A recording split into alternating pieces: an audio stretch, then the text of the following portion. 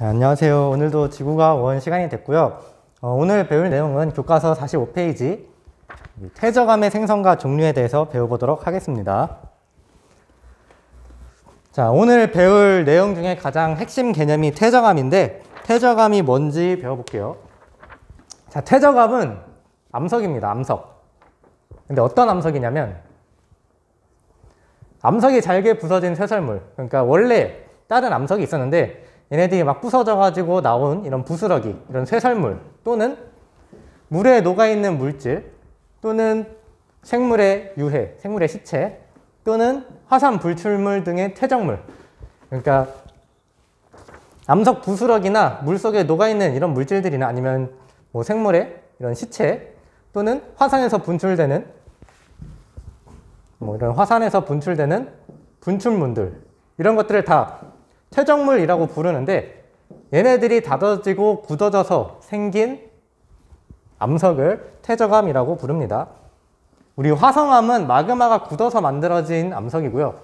퇴적암은 이런 부스러기들, 이런 쇠설물들이, 그러니까 퇴적물들이 굳어져서 만든 암석을 퇴적암이라고 얘기를 합니다. 자, 그래서 퇴적암을 만들 수 있는 퇴적물의 종류에 대해서 좀 알아볼게요. 퇴적물의 분류. 자, 퇴적물은 과연 어떤 것들이 있는가? 먼저 쇠설성 퇴적물이 있고요. 그 다음에 두 번째로 화학적 퇴적물이 있고, 세 번째로 유기적 퇴적물이 있습니다. 각각 뭐냐면 쇠설성 퇴적물은 원래 암석이 있어요. 어떤 암석인지 모르겠지만 뭐 퇴적암일 수도 있고 변성암일 수도 있고 화성암일 수도 있는데 원래 있던 암석이 물리 또는 화학적 풍화작용을 받아서 부스러기가 된 다음에 이게 운반되고 물이나 뭐 바람에 의해서 운반되고 퇴적장을 받아서 아주 부스러기였던 것들이 조금은 뭉쳐져 가지고 비로소 퇴적물이라고 부를 수 있는 것들. 그러니까 부스러기 기원의 퇴적물을 쇠설성 퇴적물이라고 얘기를 합니다. 그리고 이렇게 암석이 부서진 것 말고도 화산 활동으로 나온 분출물들도 이 쇠설성 퇴적물에 대해 포함이 돼요. 여기서 말하는 물리적 풍화작용이라는 것은 암석이 힘으로 부서지는 것을 뜻합니다. 어떻게 힘으로 부서질 수 있냐면 암석을 물이 파도 치면서 또는 강물이 막 흘러가면서 암석을 부술 수도 있고요. 또는 바람에 의해서, 강한 바람에 의해서 암석이 부서질 수도 있고, 또는 압력에 의해서 그 돌을 어떤 힘이 막 눌러가지고 부술 수도 있고, 이런 식으로 힘으로 부서지는 걸 물리적 풍화작용이라고 부릅니다. 그럼 화학적 풍화작용이란 뭐냐? 똑같이 부서지는 건데 화학적으로 부서지는 것을 화학적 풍화작용이라고 해요. 이거는 이제 암석이 산화작용을 받는다거나 아니면은 여러 화학 반응에 의해서 부서지는 것을 화학적 풍화작용이라고 부릅니다. 아무튼 암석이 부서지거나 아니면은 화산 활동으로 나온 분출물, 이런 것들을 쇠설성 퇴적물이라고 부른다. 그럼 화학적 퇴적물은 무엇이냐? 이제 화학적 풍화작용을 받아가지고 물에 녹은 채로 존재하는 이온 분자들이 토양강, 호수, 바다 등의 물속에 축적이 되고 이게 화학적 작용으로 침전될 퇴적물을 갖다가 화학적 퇴적물이라고 불러요. 얘네들은 부서진 것들이 쇠설성 퇴적물이고 이거는 물속에 녹아있던 것들이 침전돼서 쌓인 퇴적물을 화학적 퇴적물이라고 부릅니다. 물에 녹은 채로 있다가 화학적 작용으로 침전된 것들. 그 다음에 유기적 퇴적물이란 무엇이냐? 이제 생물을 좀 유기적이다라고 말하거든요. 무생물을 갖다가 무기적이라고 말하고, 아무튼 살아있는 이 생물들이 죽어서 남긴 시체, 그런 걸 생물의 유해라고 부르는데 이 생물의 유해가 쌓여서 만들어진 퇴적물을 유기적 퇴적물이라고 불러요. 아무튼 퇴적물은 이렇게 크게 세 가지가 있습니다. 세 가지. 그런 퇴적물들이 모여서 퇴적암을 만드는데 과연 퇴적암은 어떤 과정을 통해서 만들어지는가?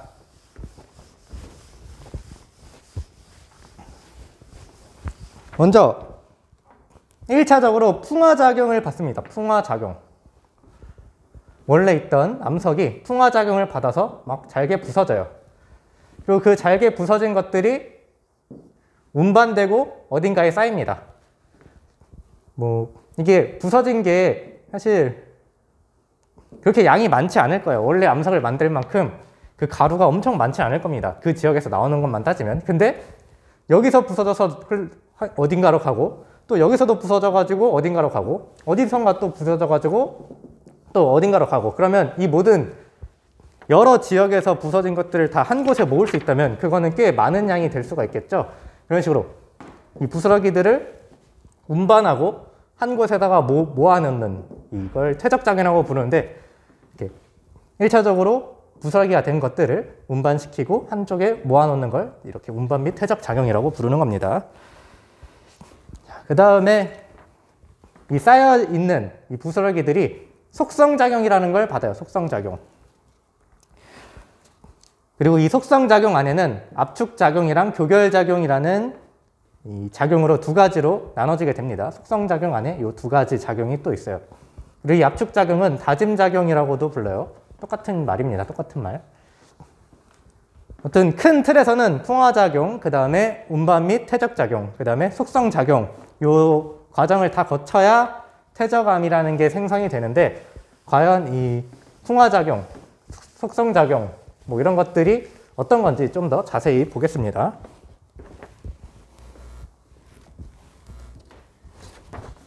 자, 일단 풍화작용이라는 거는 암석이 잘게 부서지는 작용을 풍화작용이라고 얘기를 해요. 그 다음 운반 및 퇴적작용은 뭐냐면, 아까 부서진 물질, 풍화작용에 의해서 부서진 물질이 물이나 바람에 의해서 높은 곳에서 낮은 곳으로 운반이 됩니다. 예를 들어 여기에도 산이 있고, 여기도 산이 있고, 여기도 산이 있고, 여기서 산이 있다고 해요. 여기서 물과 바람에 의해서 암석들이 부서집니다. 그러면 얘네들이 다 강으로 흘러가겠죠. 강의 물의 흐름에 의해서 막 흘러갑니다. 그리고 얘네들은 다 낮은 곳으로, 물이라는 건 높은 곳에서 낮은 곳으로 흘러가잖아요. 그러면 어딘가 가장 낮은 곳까지 이제 이동이 될 텐데, 이 산에 있을 때는 강물의 물살이 빠릅니다. 유속이 되게 빠른데, 이게 산에서는 경사가 높고 점점 저 아래쪽 바다 쪽으로 갈수록 경사가 낮아지는 형태예요. 그래서 유속에 의해서 같이 쓸려가다가 나중에는 경사가 낮아지면서 유속이 느려지는 부분이 생깁니다. 그러면은 유속이 빨라서 퇴적물을 이끌고 갈 수 있던 상황이었다가 갑자기 유속이 느려지면서 퇴적물을 더 이상 끌고 갈 만한 그 힘이 물에 없을 때, 그러면은 그 퇴적물들을 그 자리에 놓게 되고, 그러면 여기에는 퇴적물들이 막 여러 개 막 쌓이게 되겠죠. 그런 작용을 운반 및 퇴적작용이라고 부릅니다. 물과 바람에 의해 높은 곳에서 낮은 곳으로 운반이 되고요. 나중에 유속이 감소함에 따라서 퇴적물들의 입자들이 가라앉아서 모이게 되는, 퇴적이 되게 되는 이 현상이 퇴적작용이고, 그 다음에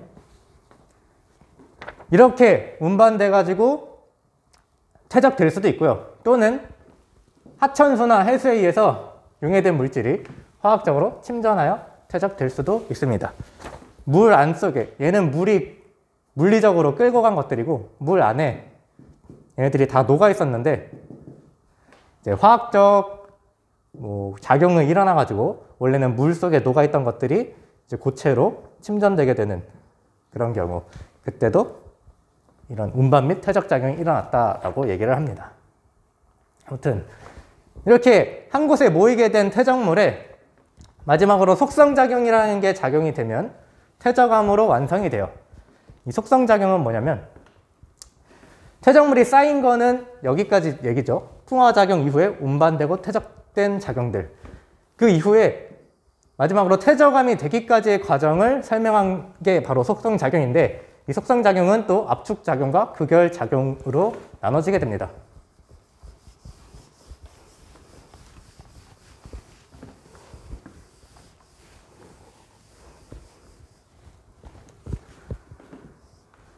그러니까 속성작용은 퇴적물이 퇴적암으로 되기 위한 작용인 거고, 이 속성작용을 두 가지로 또 봐요. 그 과정이 두 가지가 있습니다. 먼저 일어나는 작용이 압축작용이에요. 압축작용. 얘는 다짐작용이라는 말이랑 똑같은 건데, 이제 한쪽에 퇴적물이 쌓이면서 아까 괜히 지었네. 이렇게 강으로 가다가 한쪽에 퇴적물을 놓게 되죠. 근데 그게 한 번 하고 끝일까요? 그렇지 않죠. 시간이 지나면서 또 다른 퇴적물들이 와서 그 위에 쌓이고 또 다른 퇴적물이 와서 그 위에 쌓이고 이런 식으로 누적되면서 반복이 될 겁니다.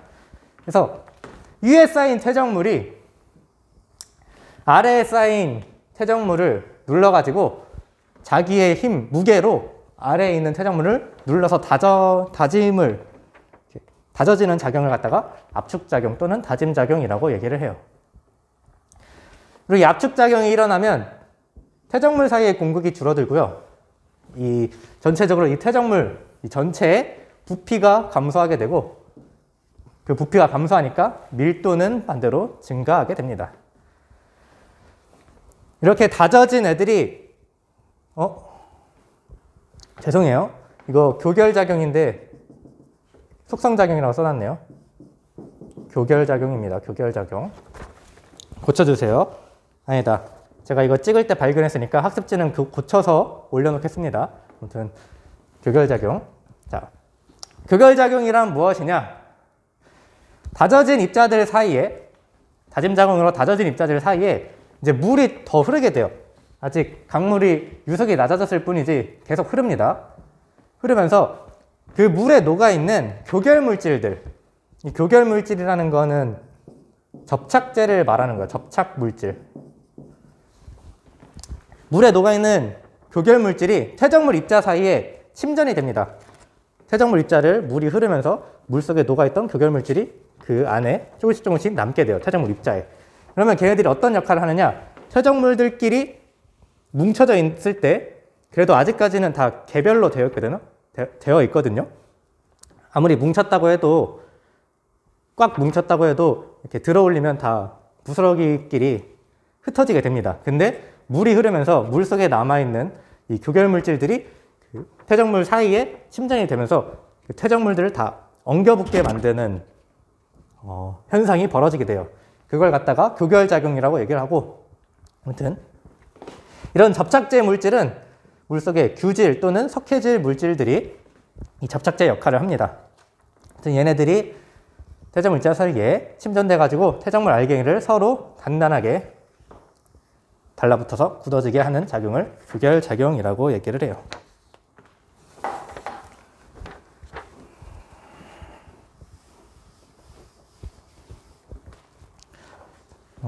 그래서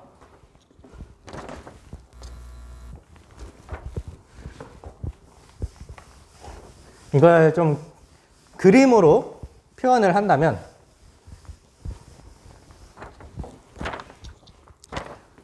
자, 맨 처음에 운반 및 퇴적 작용까지 끝난 상태일 때 이 퇴적물들의 입자 상태를 보면 너무 크게 그렸나? 이런 식으로 자기네들끼리 듬성듬성 모여 있습니다. 듬성듬성. 그래서 이 퇴적물 입자들 사이에 공간이 있어요. 이 파란색으로 표시한 이 공간들. 여기를 갖다가 공극이라고 부릅니다. 공극. 공극이라는 거는 퇴적물 입자 사이에 틈, 공간, 이거를 공극이라고 얘기를 하고요. 이때 이 상태에서 이 위에다가 또 다른 퇴적물이 올려지고 그 위에 또 다른 퇴적물들이 올려지고 그러니까 얘가 다져지게 되겠죠. 압축작용이 일어납니다. 압축작용. 그러면 어떤 모습이 되냐면 입자들끼리 더 가까이 배열이 돼요. 그래서 아까보다는 공극이 더 감소를 하고요. 퇴적물 입자들끼리 되게 압축이 되게 됩니다. 그 이후에 교결작용이 일어나면 조금 남아있던 이 공극 사이를 교결물질들이 채우게 돼요. 그리고 이런 애들이 서로 엉겨붙게 됩니다. 이렇게 동글동글했던 입자들끼리 이렇게 엉겨붙어서 아주 단단한 하나의 암석이 되죠. 이걸 갖다가 이제 교결작용이라고 얘기를 한다. 그래서 운반 및 퇴적작용이 딱 끝났을 때는 아직까지는 퇴적물 상태예요. 퇴적물. 근데 압축작용이 일어나고 교결작용까지 다 일어나게 되면 비로소 퇴적암이 되는 겁니다. 퇴적암. 그리고 이렇게 이 상태에서 압축작용과 교결작용이 일어나는 이 부분을 전체적으로 속성작용이라고 얘기를 해요. 퇴적물을 마지막 이 퇴적암까지 만드는 중요한 과정을 속성작용이라고 얘기를 합니다. 그 속성작용 안에 압축작용과 교결작용이 있는 거고요. 그래서 전체적으로 이 과정, 압축작용과 교결작용을 통해서 이 퇴적물들은 다 공극이 감소하고요. 그리고 원래 좀 부풀어 있던 이 퇴적물들이 압축되고 교결되니까 부피가 감소되게 되고 그리고 걔네들이 꽝꽝 한쪽으로 빽빽하게 몰리게 되니까 밀도는 증가하게 되죠. 속성작용이 일어날 때 공극은 감소하고 부피는 감소하고 밀도는 증가한다.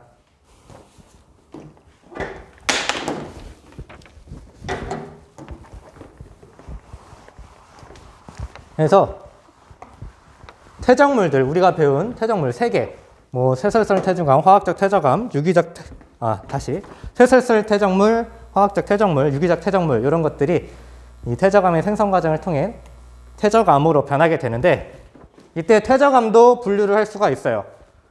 퇴적암은 어떻게 분류를 하느냐? 어떤 퇴적물이 모여서 암석을 만드는지에 따라서 쇠설설 퇴적암, 화학적 퇴적암, 유기적 퇴적암으로 구분합니다. 어렵지 않죠?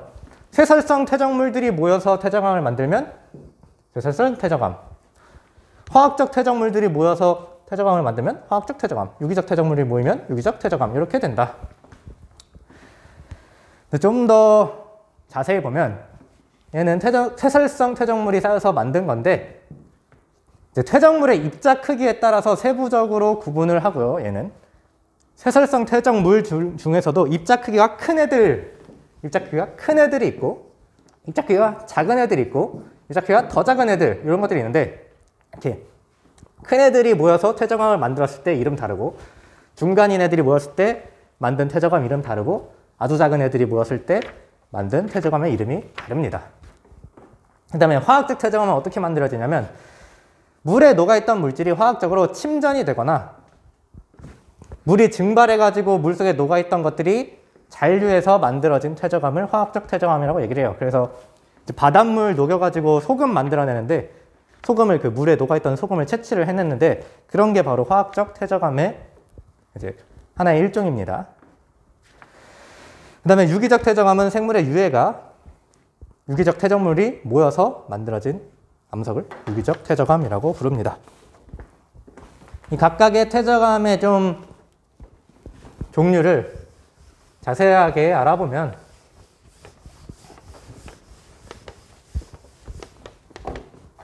자, 쇠설성 퇴적암에 어떤 것들이 있느냐? 먼저 풍화 침식 작용으로 인한 쇠설성 퇴적물이 있고 화산 분출물로 나온 쇠설성 퇴적물들이 있죠.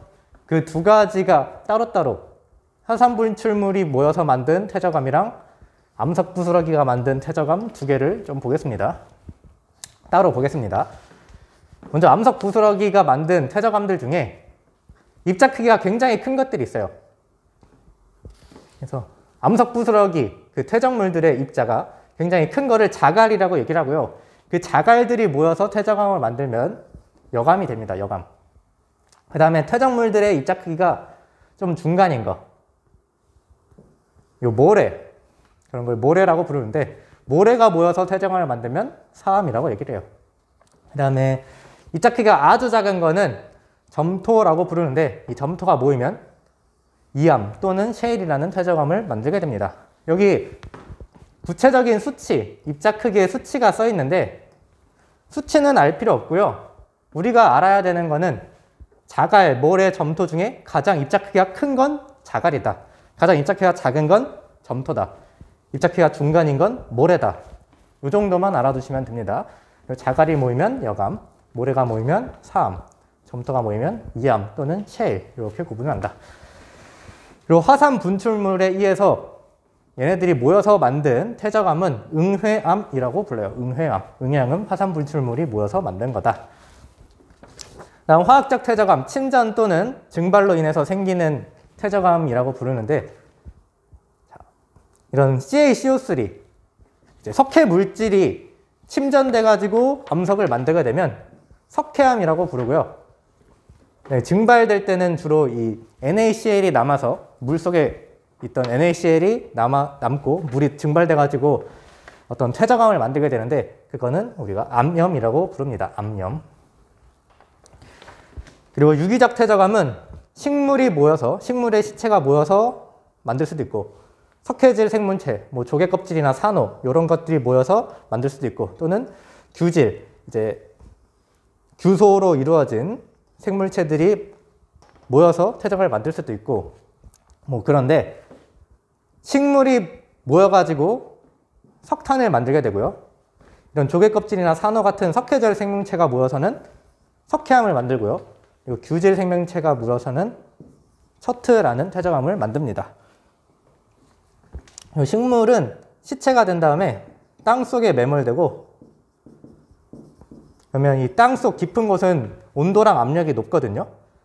그렇게 되면 그 식물이 탄화 작용이 일어나요. 그래가지고 석탄이라는 것이 되는 겁니다. 이렇게 만들어지게 된다.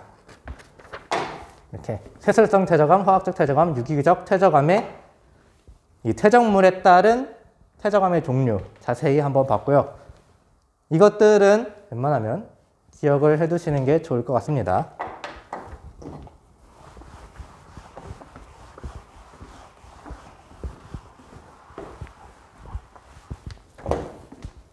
자, 그 다음에 아까 요 퇴적암을 얘기할 때 석회암이 2번 나왔어요. 화학적 퇴적암으로도 석회암이 만들어지고 유기적, 그러니까 아까 화학적 작용으로도 이 석회암, 물속에 있던 석회질 물질이 가라앉아서 침전돼서 석회암을 만들기도 하고 또는 석회질 생물체가 죽어서 그 시체가 쌓여서 석회암을 만들 수도 있어요. 즉 석회암은 유기적 퇴적암일 수도 있고 화학적 퇴적암일 수도 있다. 요거에 좀 유의를 해주시고 그 다음에 이암과 셰일은 둘 다 점토가 모여서 만든 그런 퇴적암이거든요. 퇴적암. 그럼 얘네 둘은 어떤 차이가 있느냐? 이것도 좀 문제로 가끔씩 나오는데 똑같이 점토가 모인 건데 점토가 어떻게 모였는지가 달라요. 자, 이암은 덩어리째 굳어가지고 깨짐이라는 성질이 나타나고요. 셰일은 층층이 굳어가지고 층리가 나타나고 또 쪼개짐이라는 성질이 나타납니다.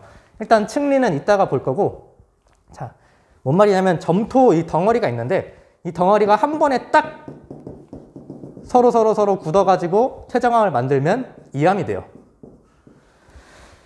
그 다음 셰일은 요 점토가 한 층 쌓여서 만들고 그 다음 그 위에 또 점토 한 층 모여서 만들고 그 위에 또 점토 한 층 모여서 만들고 그 위에 또 점토 한 층 모여서 만들고 이것들이 계속 층층 쌓여서 만들면 셰일이 됩니다. 셰일. 그래서 이 이암을 갖다가 망치로 탁 치면 한꺼번에 딱 굳어서 만들어진 거라서 망치의 힘이 어디를 더 세게 치느냐에 따라 그 세게 맞은 부분이 그냥 아주 랜덤하게 그냥 깨져요. 랜덤하게 부서지는 걸 갖다가 깨짐이라고 부릅니다. 불규칙적으로 부서진다.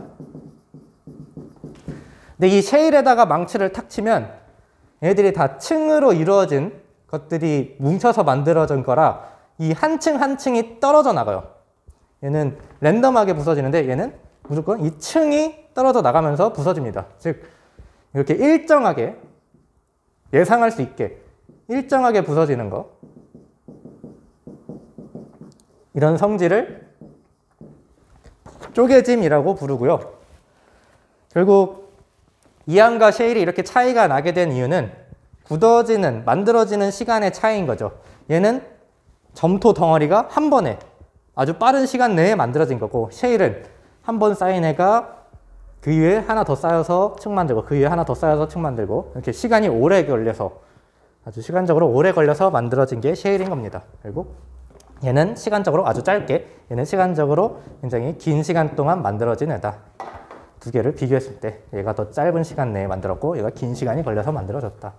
이렇게 보시면 되겠습니다. 이제 층리에 대해서 얘기를 할 건데,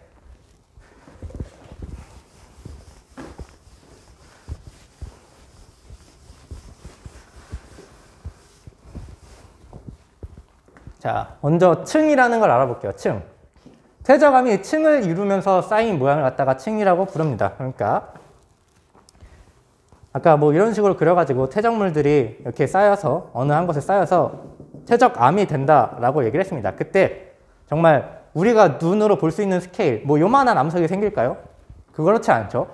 퇴적물들이 막 모여서 쌓이니까 아주 그 지역 전체가 퇴적암이 되는 경우가 많습니다. 이렇게 아주 자그마한 암석이 만들어지기보다는 그 지역, 아주 넓은 범위에 전체가 다 퇴적암으로 되어버리는 거예요. 그러니까 그때 한번 이제 퇴적물들이 와서 딱 쌓여서 걔네들이 퇴적암이 되면 아주 넓은 범위에 이런 하나의 퇴적암층이 만들어지게 되죠. 이거를 이제 볼 때 우리는 층 또는 지층이라고 부릅니다. 층 또는 지층.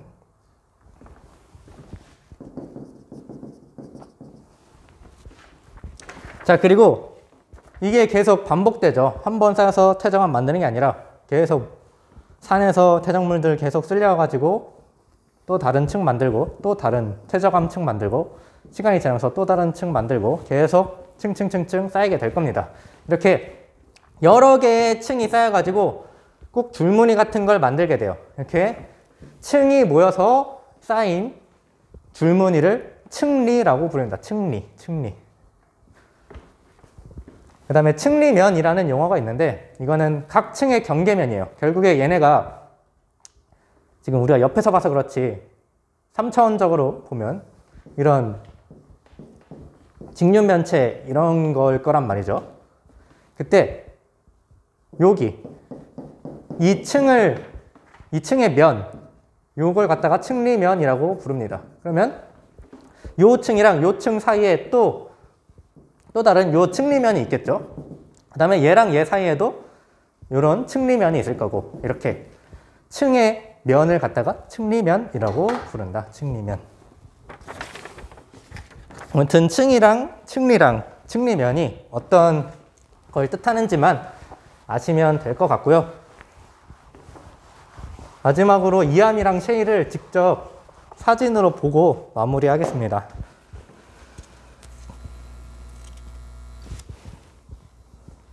자, 일단은 요게 바로 이암이에요. 이암. 점토가 한 번에 딱 굳은 거. 이게 이암이고요. 그 다음에 이게 안 나오지? 이게 셰일입니다. 셰일. 약간 층층이 이런 게 보이시죠? 이렇게 층이 보이게 점토가 층층층층 쌓인 게 바로 셰일이다. 그래서 셰일에서는 층리가 보여요. 층리.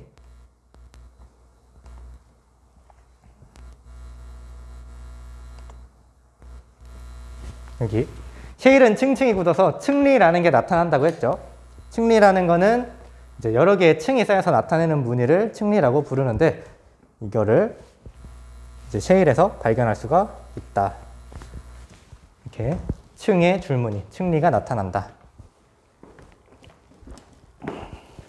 이게 조그마한 스케일에서도 층리라고 부를 수 있습니다. 아까 말했던 거대한 면적에 있는 그 지역에 해당하는 층과 층리가 있을 수도 있고 이렇게 조그마한 퇴적암 내에서도 층이나 층리가 나타날 수도 있다. 그래서 층이나 층리는 조그마한 스케일에서도 있고 큰 스케일에서도 있습니다. 그렇게까지 알아두시고 고생했습니다. 그러면 다음 시간에 더 보겠습니다.